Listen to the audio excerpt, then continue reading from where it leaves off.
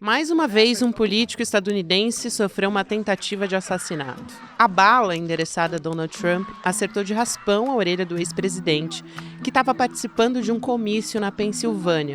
A segurança agiu rápido, protegeu e retirou do palanque o candidato republicano. Mesmo ferido, Trump fez questão de erguer o punho em direção à multidão e capitanear o momento político.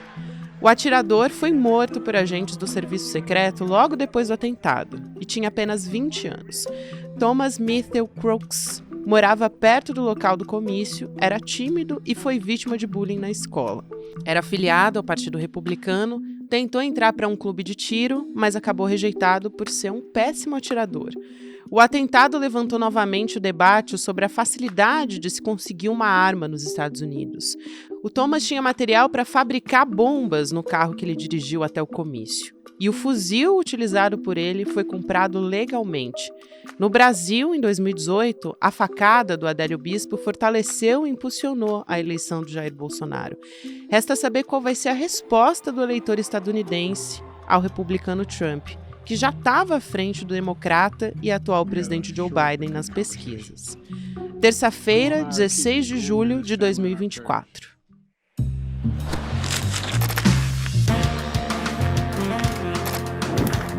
Olá, seja muito bem-vindo, seja muito bem-vinda. Eu sou a Gabriela Varela, esse é o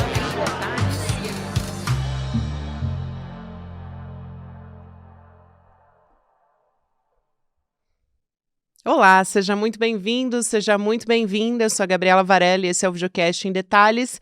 E aqui você já conhece, sempre com um convidado, uma convidada, a gente analisa uma temática ou uma notícia importante do momento, talvez uma das notícias mais importantes do ano, o atentado contra o ex-presidente Donald Trump. Como é que vai ficar agora esse cenário político nos Estados Unidos? Vou conversar a partir de agora com um pesquisador, professor, analista de política internacional, o Rubens Duarte, que está vindo aqui pela segunda vez. Seja bem-vindo, querido. Prazer falar contigo. Olá, Gabriela. É um prazer enorme estar aqui de novo. Obrigado pelo convite. E olá também, um grande abraço para todas e todos que nos assistem ou nos ouvem. Vamos lá, então, começar pela pergunta básica. O que a gente sabe sobre esse ataque até agora? Se a gente sabe sobre o atirador, o que, né? A gente sabe sobre o atirador e quais as motivações, ou se a gente ainda não tem conhecimento nenhum sobre isso. Pois é, você foi muito feliz em perguntar até agora. Eu acho que ainda tem muita coisa para ser revelada. O que a gente sabe que é um atirador de 20 anos, jovem, que pegou um fuzil AR-15, se eu não me engano, do pai, e atirou, fez um atentado contra o Trump. Ele estava registrado como republicano, muito embora ele tenha feito algumas pequenas doações ao Biden em 2021, grupos ligados ao Biden, melhor dizendo. Então, o que a gente sabe é que houve esse atentado, foi frustrado, ainda bem, mas a gente não sabe ainda as motivações. A gente tem que se lembrar que, até hoje, o atentado que vitimou o Kennedy não está bem explicado. A gente não sabe se o cara que foi pego é ele mesmo, quais são as motivações, por quê, como que ele conseguiu aquilo. A expectativa é que agora, em 2024, tenha mais transparência. Mas o atentado faz alguns dias apenas, as notícias ainda não apareceram, as motivações a gente ainda não sabe. Como é que ele decidiu fazer esse atentado, como é que ele conseguiu chegar tão perto com um fuzil, que não é uma coisa que se esconde facilmente. Então, ainda existem muitas coisas para serem esclarecidas, a gente tem que aguardar ainda alguns dias para ver como é que isso vai se desenrolar. Esse atirador bem jovem, inclusive, ele ficou ali a 150 metros, mais ou menos, de onde estava falando Donald Trump, né? E é justamente por isso que o Serviço Secreto dos Estados Unidos também está sendo colocado sob escrutínio. Testemunhas que estavam ali também relataram: a gente viu ele subindo, escalando para conseguir ficar a essa distância tão curta, enfim, muito está sendo apurado ainda, então é bastante preliminar. Mas vamos lá, eu queria que você explicasse a responsabilidade do serviço secreto nesse caso, né, de fazer a segurança de ex-presidentes, como é o caso do Donald Trump, e se ele falhou de fato.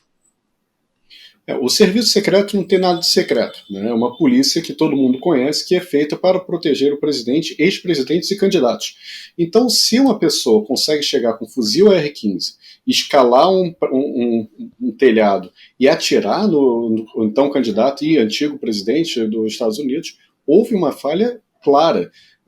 Não é um chute. O que a gente viu são vídeos de pessoas falando: olha, tem um cara lá em cima, ele tá armado, acenando para a polícia, acenando para o serviço secreto, o sniper já com o cara na mira, e não atirou, esperou o jovem, né, o de 20 anos atirar no Trump para então agir. Então, claro que houve uma falha. A falha ficou do serviço secreto, a falha do serviço secreto ficou clara. E isso, geralmente, alimenta algumas teorias da conspiração para os dois lados. Então, uma vez que a falha foi clara, tem um lado que fala: olha, o serviço secreto está comunado com uma teoria da conspiração para impedir que o Trump seja presidente de novo. E, por outro lado, tem as pessoas que falam: olha, está tão claro, está tão mal feita, e isso porque fica evidente que foi uma tentativa armada para que o Trump ganhe popularidade. Então, isso alimenta teorias de conspiração de dois lados e, obviamente, aumenta a temperatura política, aumenta a polarização nos Estados Unidos de uma eleição que já estava muito complicada, que já estava com muitas rusgas, já estava com uma temperatura muito elevada. Lembrando que o Trump apoiou, né, e não combateu a invasão do Capitólio, que é uma coisa, um atentado contra a democracia claro nos Estados Unidos. Você falou, tem um elemento muito importante que é essa questão da polarização. E eu acho que isso entra num pacote grande, talvez, que seja o de elevar a tensão nesse momento. A gente sabe que é histórico nos Estados Unidos, não é a primeira vez que a gente tem uma tentativa de assassinato contra um candidato, ou enfim, um ex-presidente nesse caso. Tem casos, de fato, na história, 4 casos, que acho que você pode explicar muito melhor do que eu, mas feridos também em atentados. Então, a história de violência política dos Estados Unidos é bastante longa, não é de hoje. É uma sociedade que está bastante armada, então isso também é muito preocupante. Eu queria que você falasse um pouco desse contexto histórico e cultural dos Estados Unidos e como um tipo de evento como esse também pode contribuir ainda mais, né, para a gente ter uma polarização, para a gente ter uma sociedade mais dividida, enfim. Sem dúvida nenhuma, é extremamente preocupante o que está acontecendo, e as cenas dos próximos capítulos também são muito preocupantes. Porque, como você disse bem, atentado contra presidente ou candidatos à presidência são praticamente um esporte nacional dos Estados Unidos. Foram, se eu não me engano, 4 que conseguiram assassinar o presidente. O mais famoso, obviamente, é o Lincoln, no teatro, e depois o Kennedy, né, naquela cena foi até filmado, ele estava num carro conversível. Mas houve outros 2, o McKinley e o Garfield, que também foram assassinados. Além deles, teve mais de uma dezena de tentativas de assassinato contra o presidente ou contra candidatos à presidência. Se a gente considerar que os Estados Unidos teve 45, 46 presidentes, mais de 1/3 desses presidentes sofreram um tipo de atentado. Então é um número muito alto de uma sociedade que está acostumada a usar a força para resolver rusgas políticas. Não é pelo voto, às vezes é por tentativa de assassinato. E isso fica ainda mais grave numa sociedade que está extremamente armada. Então, aquele discurso de que as armas protegem, então se cada um tiver uma arma fica mais protegido, isso parece um contrassenso, né? Mas essa arma que foi utilizada foi legal, né? O cara conseguiu a arma, que usou a arma do pai, e apesar disso, o discurso que vai se levar vai ser: se tivesse mais pessoas armadas ali, teriam conseguido reagir de uma forma mais eficiente contra o atirador. Então, o que vai se incentivar é a violência. O que vai se incentivar é o uso das armas, que teoricamente são para defesa, mas sim para resolver rusgas políticas. E a gente já viu aqui no Brasil que isso não dá certo. A gente teve, em 2018, algumas tentativas e alguns assassinatos por causa de crime político, né, com motivação política.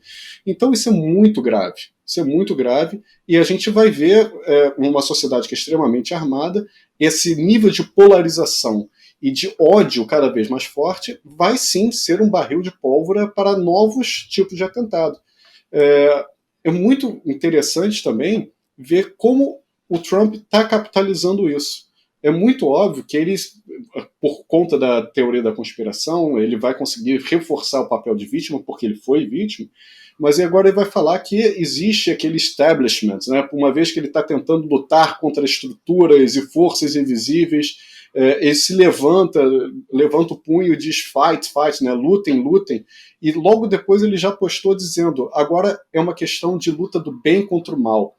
Isso cega as pessoas, né? Porque as pessoas acreditam de fato que ao usar força eles podem simplesmente estar fazendo bem, são paladinos da justiça, paladinos da paz, e uma pessoa que fica assim alienada pode fazer qualquer coisa. E aí, inclusive, a gente tem um histórico nos Estados Unidos de uso de força contra a população, seja em escolas, seja atiradores em praça pública. É uma questão de tempo isso acontecer em algum outro comício, em manifestações e por aí vai. Então, é muito preocupante o que está acontecendo nos Estados Unidos, e esse atentado pode sim, se não for bem trabalhado pelas duas partes, ou seja, as duas partes têm que ter interesse em desescalar a temperatura, isso pode levar a catástrofes nos Estados Unidos.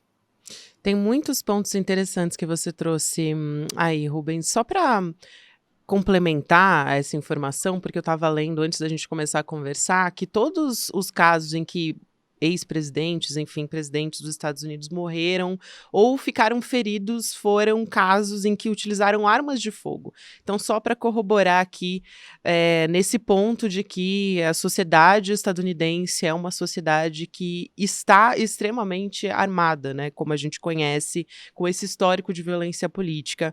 Mas tem um ponto importante aqui, que é o comportamento, então, dos dois candidatos, né, do Joe Biden e do Donald Trump. Como é que isso pode mudar o comportamento dos dois na campanha? Então, a questão dos comícios, por exemplo, é um ponto que eu quero te perguntar. E se outros ataques por conta disso, né, outros ataques poderiam acontecer, existe um risco maior, então eles vão ter que encontrar mais medidas de segurança, né, durante essa campanha presidencial. E o Joe Biden até chegou a falar sobre isso. Mais um ponto que tem a ver com a campanha é a estratégia que os dois estavam usando a favor ou contra, enfim, os candidatos, né? Estratégias, por exemplo, que o Partido Democrata usava era tentar fazer colar no Donald Trump a ideia de que ele é um candidato criminoso. Isso pode mudar a partir de agora? Quer dizer, se você faz uma campanha muito agressiva, um candidato que acabou de ser alvo de uma tentativa de assassinato, isso pode também pegar mal para o Joe Biden. Enfim, acho que todo esse cálculo agora vai ter que estar ali embutido, né? Sem dúvida nenhuma. Existe uma sensação humana, que é a empatia, que isso vai ser despertado em várias pessoas da sociedade estadunidense, não só aos apoiadores do Trump, né? Então o cara foi vítima, quase faleceu, então a bala passou muito perto. Então isso vai gerar uma empatia clara em parte da sociedade, e você atacar politicamente uma pessoa que acabou de sofrer um atentado, de fato pode ser muito delicado se não for muito bem feito. Então, a ver como é que o Biden vai fazer isso, né? Se o Biden continuar na corrida presidencial. Pelo lado do Trump, eu acho que está muito claro o que ele vai fazer. Ele vai capitalizar isso o máximo possível. Ele já se levantou 5 segundos depois do tiro, ele já se levantou capitalizando o momento. Pois é. Já se levantou posando para fotógrafos, já saiu de lá e mal chegou no hospital, já estava postando coisas nas redes sociais capitalizando. Isso é muito impressionante, muito impressionante. Ele é uma mente, né, política muito forte. Né? Se qualquer pessoa comum, né, foi alvo de um atentado, uma bala passou perto e feriu sua orelha, você sai correndo de lá com o rabo entre as pernas. Ele teve a calma de se levantar e capitalizar o momento em prol da sua campanha. Então, obviamente, isso reforça também algumas teorias da conspiração, mas olha, a bala foi muito perto, né? Então, se foi uma teoria da conspiração, ele tomou um risco enorme, considerando que ele estava na frente da campanha. Então, ele não precisaria disso na teoria, tomar um risco tão grande, comprar um risco tão grande para capitalizar. Mas, enfim, o Trump é possível, você pode esperar qualquer coisa do Trump, né? Ele é capaz de qualquer coisa, inclusive de se levantar gritando lutem, lutem, lutem, antes de ser retirado do local. Então está clara a estratégia do Trump. Não sei se ele consegue capitalizar isso até as eleições, que são em novembro. Tem muito tempo ainda. Mas, no iniciozinho da eleição, com certeza vai conseguir. e isso talvez seja suficiente para derrubar, nocautear o seu adversário político. Nossa, você falando desse acontecimento todo foi muito impressionante. Eu acho que todo mundo que assistiu a cena ficou impactado, porque é isso, ele levanta, né, o rosto com sangue, ele levanta, ergue o punho e grita fight no meio das pessoas. Todo mundo começa também a reagir, o que é muito impressionante, porque além do Trump não ter levantado, sei lá, e saído correndo, as pessoas também reagem de uma forma. Gente, estão atirando no meio do comício e as pessoas simplesmente elas estão num momento reativo ali. Então, isso que ele consegue inspirar nas pessoas, e aí virou foto, enfim, que vai ser difundida, virou capa da Time, óbvio, enfim, virou um momento simbólico, talvez imagem do ano, que o Donald Trump conseguiu fazer esse momento virar, né, capitanear politicamente esse momento, é muito impressionante. E aí, tudo isso é estratégia política, né? Ele vai ser um candidato, acho que isso tá claro, né? Mas vai ser um candidato mais difícil de ser derrotado? Será que talvez uma próxima pesquisa vai dar um termômetro melhor? Porque a gente teve uma pesquisa que foi divulgada depois do primeiro debate entre os dois, mostrou essa fragilidade do Joe Biden e o quanto a população, a sociedade está enxergando que ele é um candidato mais frágil, segundo a percepção das pessoas, né, dos eleitores. Isso também a gente vai poder observar melhor a partir de uma nova pesquisa que vem aí? Sem dúvida nenhuma, a gente tem que esperar novas pesquisas, mas agora a próxima pesquisa vai ser impactada, sim, por essa questão do atentado, mas também vai ser impactada pelo desembarque que está acontecendo no Biden, porque, obviamente, uma pesquisa logo depois daquele debate que foi desastroso tem um impacto, mas agora esse impacto está sendo cozinhado há muito tempo, inclusive pelo próprio Partido Democrata. Então, tenho certeza que a próxima eleição vai ter esses dois impactos e pode ser bastante reveladora para o futuro do Partido Democrata, porque, enfim, se o gap, né, se a diferença for muito grande entre o Trump e o Biden, vai aumentar a pressão para que o Biden desista e dê espaço para algum outro candidato pelo Partido Democrata. E agora, após, isso vai ser interessante também, após o atentado, a gente tem que ver qual democrata ainda estaria disposto a concorrer com Trump. Porque agora eu acho que isso não é mais tão claro assim. Exatamente, era uma das perguntas que eu ia te fazer, se a gente pode ter agora um Joe Biden que talvez não desista da campanha, se existe uma expectativa maior ou menor que pende para um dos lados, porque até agora a gente não fazia a menor ideia e se dizia que as candidatas, né, são duas mulheres que aparecem nas pesquisas ali de intenção de voto. A Michelle Obama já disse que não tem a menor intenção de concorrer, inclusive ela é amiga pessoal do Biden, então publicamente é muito difícil ela falar qualquer coisa nesse sentido, e a Kamala Harris também, que me parece ser uma candidata mais difícil de alcançar algum tipo de projeção, mas que já teria algumas vantagens financeiras ali, né, por já estar na campanha junto com o Biden.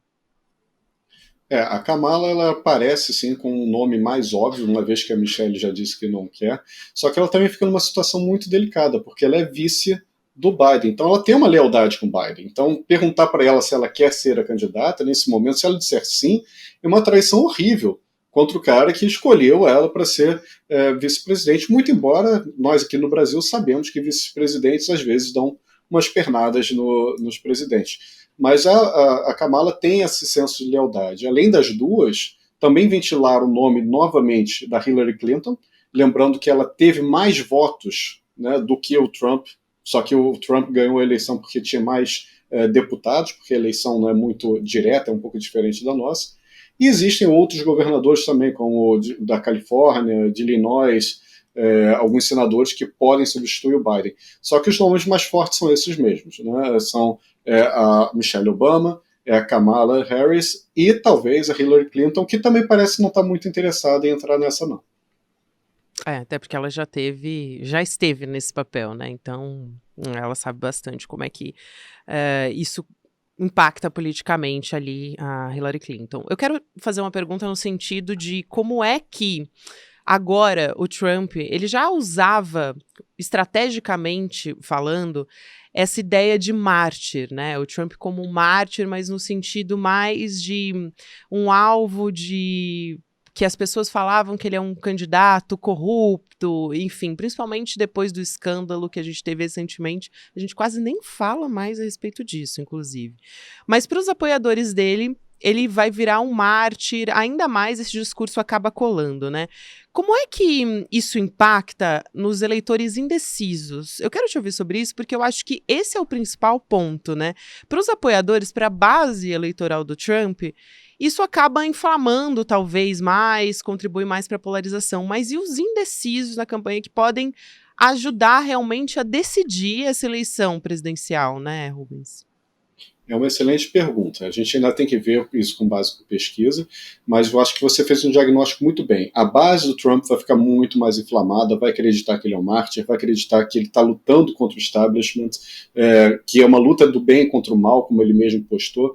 Agora, existe uma parcela da população que, além dos indecisos, isso vai ser mais interessante, é a pessoa que tende para o Trump, só que não suficientemente para ir votar. Lembrando que o voto lá não é obrigatório. Então tem gente que, eu simpatizo com o Trump, se eu fosse votar, eu votaria no Trump e não no Biden, só que não o suficiente para me fazer sair de casa e ir lá votar, porque não é obrigatório.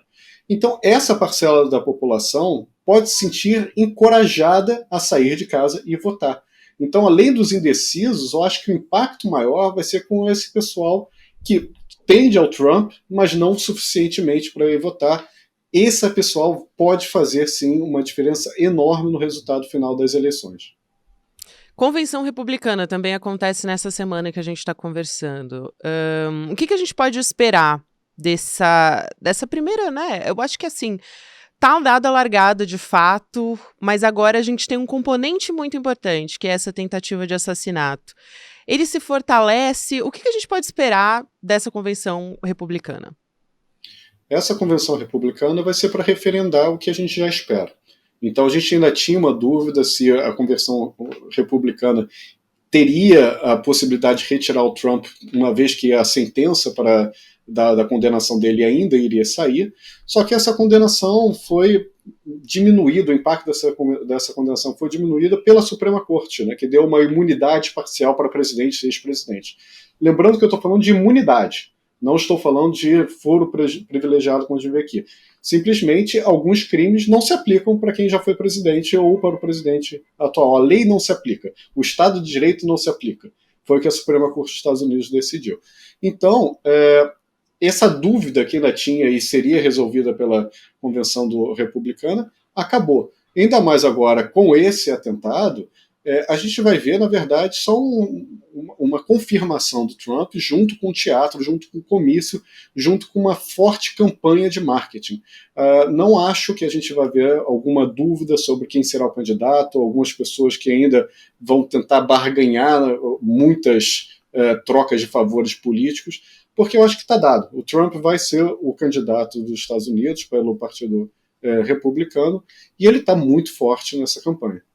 Tá muito forte, de fato. E agora a gente vai continuar acompanhando a história. Para a gente fechar, eu quero te perguntar o que a gente pode esperar das eleições nos Estados Unidos a partir de um impacto internacional, né? Aqui no Brasil, por exemplo, as pessoas estão falando muito sobre isso, principalmente a extrema-direita pode começar a capitanear isso politicamente.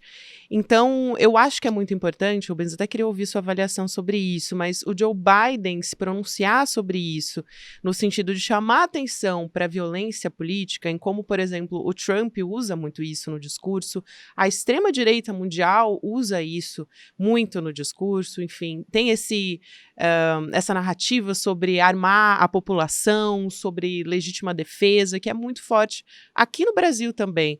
Então, como a fala do Joe Biden também pode ser decisiva para alertar sobre como, na verdade, isso é um reflexo de uma política que é incentivada por políticos como Trump e outros candidatos da extrema-direita também no mundo todo? É uma excelente pergunta, Gabriela, mas o que a gente pode ver é que o Trump já era o grande nome, o grande representante da extrema-direita mundial. Então as pessoas já olhavam para ele, buscavam como liderança, buscavam como apoio. Agora vai ser reforçado. Então não é uma questão de como que a extrema-direita vai aproveitar, já está aproveitando. Então a gente já vê alguns memes do Bolsonaro junto com o Trump, abraçados, né, depois dos atentados. O Milley já tem alguns memes também circulando em relação a isso. E é óbvio, né, porque se o Trump consegue ganhar poder, significa que ele consegue mais meios, mais recursos, mais canais para reforçar essa onda de extrema-direita que é mundial. Não é de agora que vem isso. Né? Então, o Trump ele é um grande símbolo, mas não foi ele que iniciou essa onda. A gente viu o Duterte, a gente depois viu o Brexit, e aí sim a gente viu o Trump. Então, a gente pode ver um reforço internacional disso, e claramente, né, quando a principal potência econômica e militar do mundo vai para a extrema-direita, a gente vê um reforço dessa onda internacional. E aí a gente pergunta, né, o que essa fala do Biden pode refletir? Olha, a fala do Biden é um aviso claro pelo lado racional. O que ele falou é extremamente racional e faz todo sentido na lógica. Mas as pessoas não estão votando e não estão reagindo com a lógica, com a razão. Elas estão cada vez mais votando com a paixão, com as percepções. E nesse sentido, a fala, o atentado e a fala, a estratégia do Biden, do Trump, tem muito mais poder internacional do que a fala do Biden. Ou seja, o impacto de toda essa onda internacional de extrema-direita tende a ser mais forte do que o Biden avisando sobre os riscos que elas ocorrem, que ela pode trazer. Então a gente pode ver sim uma situação muito delicada de uma onda internacional muito mais forte se bobear do que a última que a gente teve, dependendo de como será a reação, porque pelo menos agora a gente não pode dizer que a direita e a direita liberal, né, progressista, tudo mais, que respeita os direitos humanos, e as esquerdas, elas não podem dizer que não esperavam. Então, em 2014, poxa, ninguém esperava que o Trump fosse presidente. Inocência, ok, mas não sabia como é que seria a força que ele vinha. Em 2018, poxa, Bolsonaro, que era um deputado que ninguém prestava atenção, ganhou tanta força e ganhou a eleição, agora não dá mais para dizer que não sabia. Todo mundo sabe quem são, o que fazem, o que querem e por que meios conseguem isso. Então, também tem que se pensar uma reação. Como que a gente vai combater esse avanço da extrema-direita? Isso é uma questão de... E eu não estou falando de esquerda e direita, estou falando de proteger a democracia. Republicano, né? Ter uma fala republicana. Você proteger seu direito de decidir o que seu país vai ser daqui para frente. É uma coisa que a extrema-direita coloca em xeque, porque coloca em xeque as instituições democráticas. Então, ver como que a gente vai reagir a isso, porque, enfim, não é fácil também. E ainda tem essa questão, né, do Joe Biden, ele não está num cenário difícil para ele economicamente, por exemplo. A situação econômica não é desfavorável, o mercado de trabalho está forte, enfim, a gente tem uma inflação que também está em queda, mas ainda assim, a imagem que está colando para as pessoas agora no momento é de um Joe Biden fragilizado e de que não consegue ser uma liderança forte para a presidência dos Estados Unidos. Então, a gente vai ter que ver como é que a equipe de campanha do Biden vai continuar lidando com essa situação e também, a partir desse atentado contra o Trump, como é que ele vai ficar mais forte ainda, ou enfim, como é que ele vai usar esse momento político também como um mártir, como a gente vem falando. Obrigada, Rubens, sempre um prazer conversar contigo aqui, obrigada pela tua análise para a gente tentar compreender um pouco disso, que ainda está muito preliminar, mas, enfim, a gente já tem fortes emoções, né, para dizer o mínimo, na campanha eleitoral dos Estados Unidos. Obrigada, até mais. Eu que agradeço o convite, um abraço para você, Gabriela, e um abraço a todas e todos que nos assistem ou que nos ouvem. Valeu. O Rubens Duarte é pesquisador, professor e também analista de política internacional e conversou com a gente aqui no Em Detalhes. Aqui, chegando no finalzinho, eu tenho ainda um recado para você. A gente vai ter logo, logo, um novo curso para a nossa comunidade, que é o Empreendedor Mestre, que é uma formação empreendedora disruptiva. No nosso evento, que foi presencial aqui em São Paulo, no Despertar Empreendedor, muita gente pediu uma nova fase desse curso. Então, agora, a gente vai ter essa nova turma que vai ter aulas de finanças, marketing, enfim, várias outras competências para alavancar o negócio. Você pode garantir a sua vaga nessa primeira aula, que é gratuita, online, em detalhes icl.com.br. É gratuita, mas você precisa fazer a sua inscrição. Obrigada a você que me acompanhou até aqui. Para você que acompanha ao vivo no YouTube, você fica com o Mercado Investimentos, depois tem Rolê ICL. E às 6 horas da noite tem ICL Notícias, segunda edição. Eu também estou pronta no ICL, segunda edição, para te receber. E a gente volta amanhã, a partir das 10h30 da manhã. Lembrando que também estamos em todas as plataformas de áudio para você ouvir em qualquer momento do seu dia, nas suas atividades, para não perder as entrevistas sobre os assuntos importantes que a gente discute aqui. Até amanhã. Há poucas semanas atrás, a gente organizou o maior evento de empreendedorismo ao vivo do Brasil, no Vibra São Paulo. Mais de 4.000 pessoas se reuniram para aprender com Rodrigo Mocotó, Diógenes Luca, Rafael Donatiello, Nina Silva, Bela Gil, comigo e com mais um monte de gente. Foi absolutamente incrível. O que algumas pessoas não sabem é que esse grupo faz parte de uma turma de formação em empreendedorismo e negócios que surgiu em fevereiro no programa Empreendedor Mestre, o programa mais revolucionário sobre empreendedorismo do Brasil. A gente fez tanto sucesso com esse programa que resolveu lançar a segunda turma. E a aula inaugural da segunda turma vai ser agora, 28 de julho, um domingo às 8 horas da noite. Eu vou dar uma aula para vocês sobre como hackear o sistema, os conceitos básicos de empreendedorismo para quem quer conseguir vencer os grandes usando as regras que eles criam. Parece bom demais? Então assiste dia 28 de julho para você entender o que eu tô falando. Uma aula dura, uma aula direto ao ponto, com muita ciência, mas uma aula que funciona. Isso é cada vez mais raro. Chame seus amigos e amigas para participar também e 28 de julho a gente está junto.